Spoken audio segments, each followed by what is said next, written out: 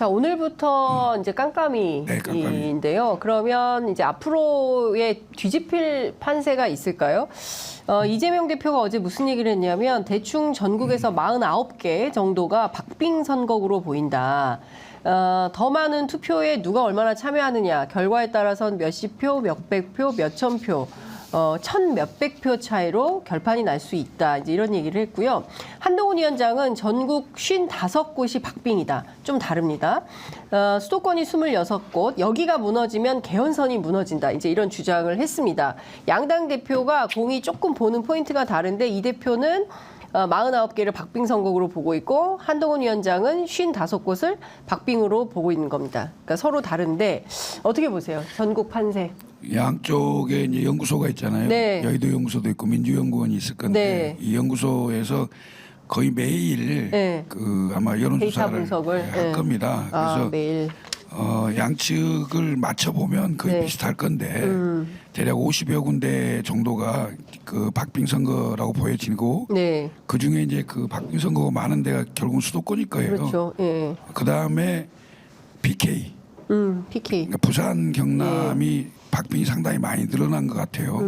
과거 선거와 좀 다른 양상인데 거기서 이제 결정이 나겠죠. 네. 나는데 제가 봤을 때는 심판 선거의 성격이 강하고 거기에 민주당의 부적절한 후보에 대한 대처, 네. 그냥 뭉개고 갈 거냐, 뭐라도 조치를 할 거냐. 네. 이런 것들에 따라서 약간의 그 변동은 있을 뿐 큰 변동은 없을 거다. 그러니까 지금까지 가던 추세가 계속 갈 거다. 근데 왜냐하면 몇 개 이변이 일어나는 지역구들이 있어요. 부산 연제 저도 현장 취재 갔는데 거기는 진보당 후보가 민주당 후보를 이기고 단일화 후보가 됐어요. 그러니까 그게 동네 크죠. 사람들이 뭐 빵빵 누르고 막 차문 열고 막 흔들고 경기도 양평 여기는 44년간 국민의힘이 집권했던 그런 지역구라는 거예요. 그런데 이 지역도 어제 가서 보니까 그 차문 내리고 막 막 팔 흔들고 이런 분들이 있더라고요. 그러니까 엄청 힘든데 최재관 후보가 막 한박 웃음을 박빙으로 붙어 있다는 거죠. 초반에 한 20%포인트 차이가 났었는데, 그러니까 이런 지역들이 굉장히 많아지고 있다. 그러니까 이슈가 보면은 개별 이슈들하고 연관이 돼 있는 지역구들이 많죠. 네. 양평 같은 경우도 양평고속도로, 그러니까 김건희 여사 일가에 네. 어떤 그런 문제로 한참 시끄러웠잖아요. 네. 그래서 그 부분들이 양평 국민들의 어떤 분노를 끌어올렸기 때문에 양평의 터는 국민의힘이 오랫동안 텃밭이었고 예, 거기는 누가 되더라도 그 민주당이 빚을 못 봤어요. 근데 의원직 박탈당한 사람이 다시 또 그러니까 출마를 그런 것까지 복합적으로 아. 그런 게 뭐냐면 지금 강서구 재보궐선거하고 비슷한 양상이 양평은. 우리를 무시해? 내가 매일 너희 찍어주니까 이거 뭐 우리를 사람으로 안 보는 거 아니야? 이런 느낌을 받았기 때문에 아마 민심이 출렁이는 것 같고 네. 그 다음에 좀 보면 부산 연제 같은 경우도 이번에는 뭐 이제 물론 후보의 특성도 있지만 그 바닥을 열심히 닦았던 그 진보당 후보의 특성도 있지만 연제도 그런 것 같아요. 부산은 기본적으로요. 늘 심판해 왔어요. 이거는 민주당을 심판해 온 게 아니라 보수 정당에 대해 심판해 왔어요. 네. 니들이 잘하면 내가 박수를 쳐주는데 못하면 매를 때려왔던 것이 대표적으로 PK 민심. 저는 그런 부분들이 하는데 저는 수도권하고 PK는 접전 지역이 많을 거라고 보는 것이고 예를 들어 아까도 수원 같은 경우는 각각 개별에 대한 후보들이 틀림없이 국민들한테 특히 지원 유권자들한테 심판을 받을 수 있어요. 예를 들면 수원정 같은 경우 안산도 완전 우리 둘 다 수원정도 민주당이 텃밭이긴 하지만 민심은 그러게 그냥 허투루 보면 안 된다라는 부분들을 아마 분명히 하실 것 같고 저는 하나 주목되는 게 충북, 보은, 영동, 박덕흠 그 후보 기억나시죠? 저 공천 받자마자 축하 케이크 해놓고 나서 지금 당선 축하해 하면서 뭐 민주당 당원이 갖다 줬다 뭐 이런 설왕설래가 있는데 오만함의 대표적인 케이스잖아요. 그런데 최근에 마지막 여론조사 청주 KBS에서 한국시장 거 보니까 붙었어요. 그러니까 41대 40으로 물론 박덕흠 후보가 1%지만 충북 고은영동이 그러지 않거든요. 그리고 박덕흠 의원은 여러 가지 그 당시에 이 지역을 완전히 장악하고 있어요. 그런 측면에서 봤을 때는 이번에 각 지역별로 개개인의 후보의 인물 경쟁력이 마지막에 평가받을 공산도 크다. 그러니까 저는 사실 유권자 입장에서 제일 불쾌한 게 우리 동네엔 과메기만 꽂아도 돼요. 뭐 물미역만 세워도 우리는 뭐 당선돼요. 그리고 우린 선거운동 안 해. 왜냐하면 잘못해서 말실수하면 표 떨어지니까 그 공천 딱 받으면 문 닫고 집에 들어가서 밖에 안 나옵니다. 집에서 넷플릭스 보고 있어. 이런 얘기를 하는 때 제일 기분 나쁜데 국민의힘 그러니까 이거 별도로 정당이 아니라 사실은 피플 파워 이 보여줘야 된다라는 생각이 좀 드는데 과연 어느 지역에서 그런 지역들이 나올지 좀 지켜봐야 될 것 같습니다. 시간이 다 돼서 이것 좀 여쭤볼게요. 총선 이후 윤석열, 한동훈 존칭 생략입니다. 그분들의 운명은 어떻게 될까요? 글쎄 한동훈 위원장이 한국에 있을까요? 안 간다고 그랬잖아요. 자기 뭐 유학 간다고 그러는데 그런 거 없다. 아니 그게요 뭐 본인 희망이 그렇고 못 견딜걸요. 여기에서 누가 괴롭혀요? 성적이 어느 정도 나오냐에 따라 다르겠지만 네. 100석 이하일 경우에는 본인이 못 견디기 힘들 거고 100석 이상이 되면 네. 아마 윤통이 3년 남았는데 가만히 있지는 않겠죠. 네. 결국 자의반 타의반이 되겠죠. 그렇구나. 네. 어떻게 보세요? 일단은 윤석열 대통령 예를 들어서 이번 총선에서의 개인 조지선이 무너진다면 이분은 겸허하게 반성할 분은 아닌 것 같아요. 그러니까 국민이 늘 무조건 옳다라고 말은 하겠지만 더 광폭 행보를 이렇게 정확할 수가 있나? 네. 검찰 권력의 광폭 행보를 더 가속화시킬 것이다. 그래서 검찰 권력을 가지고 캐비넷 열어? 캐비넷 대방출하고요. 검찰 권력의 칼춤을 출 공산이 커요. 야. 예를 들어 총선 때문에 밀려났던 일 좀 하자. 이제 꼭제 추측이지만 캐비넷을 통해서 야당이든 어디든 간에 사회의 어떤 이슈를 전환시키기 위한 검찰 권력을 활용한 어떤 사정 어떤 그런 국정 운영이 더 가속화될 것 같고 한동훈 비대위원장은 정치권에 남으려고 하는데 어디에 지금 뭐 방석 하나도 안 깔아줄 것 같아요. 방석이 없다. 아니, 당연히 이 정치권의 냉정함을 이분은 몰라요. 그러니까 정치가 이 양반은 밑바닥에서 뭔가 올라온 사람도 아니고 비대위원장 대표됐을 때 누구 당원들한테 뽑힌 사람도 아니에요. 맞아요. 낙하산 대표를 한 사람이에요. 원포인트로 와서 했는데 이번 선거에서 성과가 없다. 누가 방석을 깔아주겠어요? 한동훈의 방석은 없다. 없다. 한동훈 방석 없고요. 기본적으로 조국 혁신당 들어오면 한동훈 특검법 낸다고 그랬습니다. 낸다고 했어요. 100% 통과됩니다.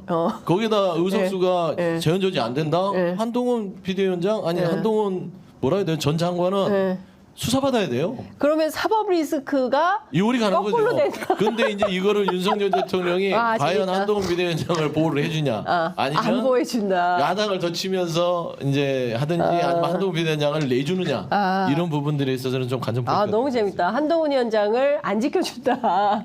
봐봐야 돼. 지금도 싸우고 있기 때문에. 정치 냉정하니까. 그러니까 그리고 디넷 같은 경우는 진짜 잘 봐야 돼요. 언제 열릴지 모른다. 대검 참고. 제가 이것 좀 여쭤볼게요. 대통령은 본투표 할 텐데 김건희 여사 투표 언제 할까요? 혹시 혼자 사전 투표하는 거 아니야? 어떻게 할까요? 지금 100일이 넘었어요.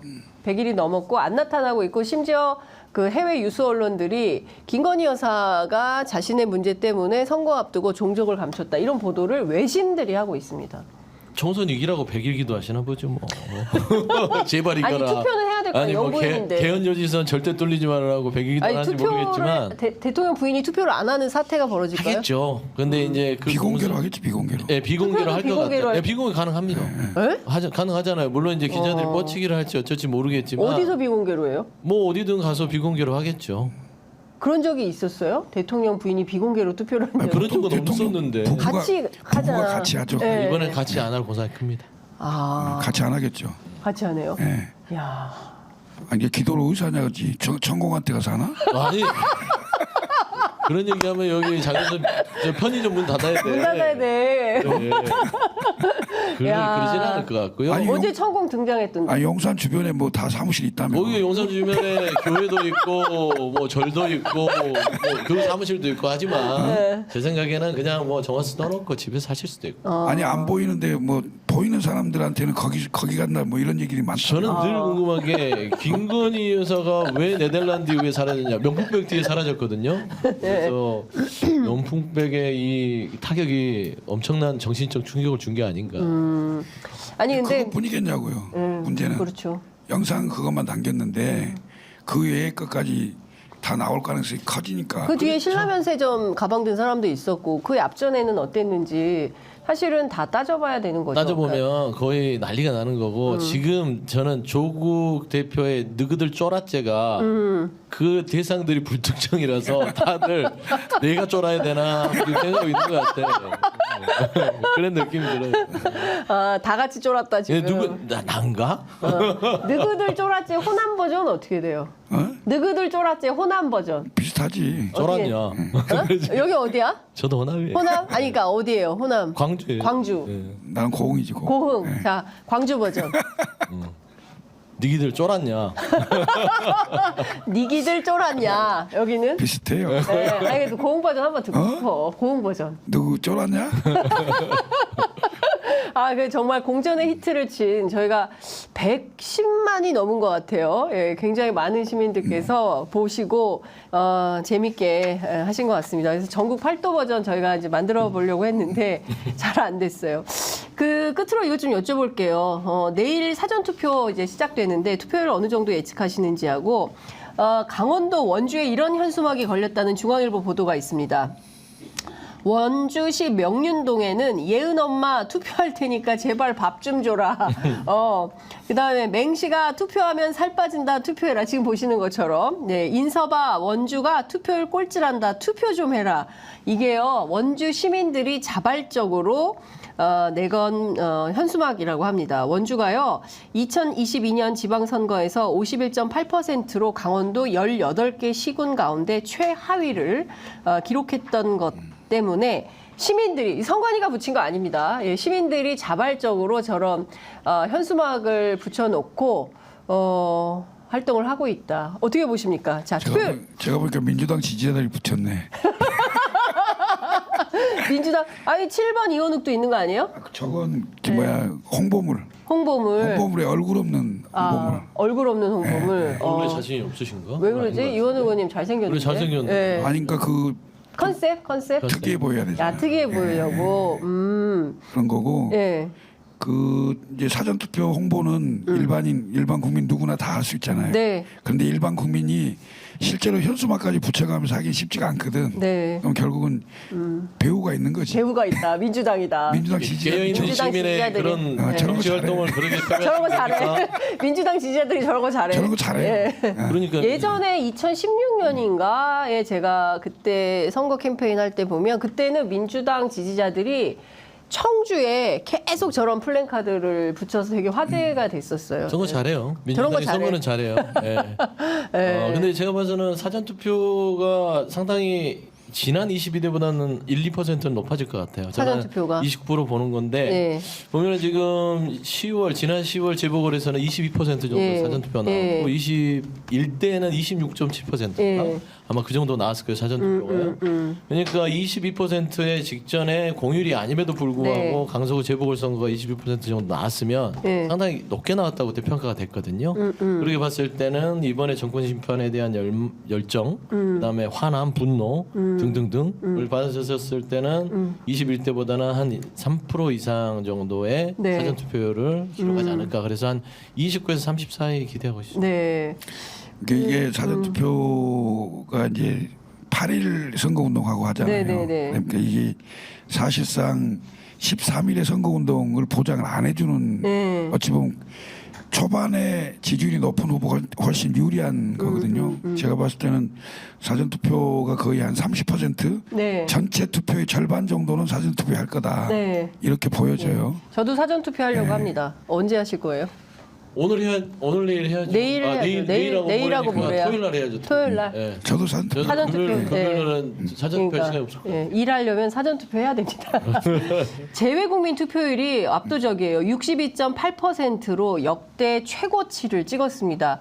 왕복 1,600km를 이동해서 투표에 참여한 가족도 있다. 한겨레 신문 보도인데요.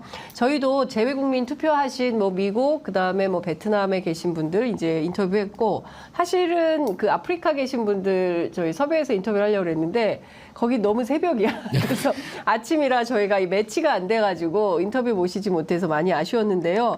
지금이라도 혹시 뭐 녹음이라도 할 수 있으니까요. 재외국민 투표 참여하신 분들 저희들에게 사연 주시면 모셔서 이 애국심을 좀 들어보도록 하겠습니다. 자, 오늘 두 분 말씀 정말 잘 들었습니다. 이제 마무리를 해야 될 것 같고요. 저희가 조만간 또 모셔서 말씀 듣도록 하겠습니다. 낙천거사 방송으로. 낙천거사 방송? 낙천거사 여기 하나 할까? 낙천거사. 나 별로 좋은 건 아니지만 그래도 해야지 뭐 방송을 자, 위해서. 네, 낙천거사 컨셉으로 다음 주도 만나 뵐 수 있기를 기대하면서 자, 오늘 말씀 여기까지 듣도록 하겠습니다. 감사합니다. 네, 감사합니다. 감사합니다. 네, 나중에 뵙겠습니다.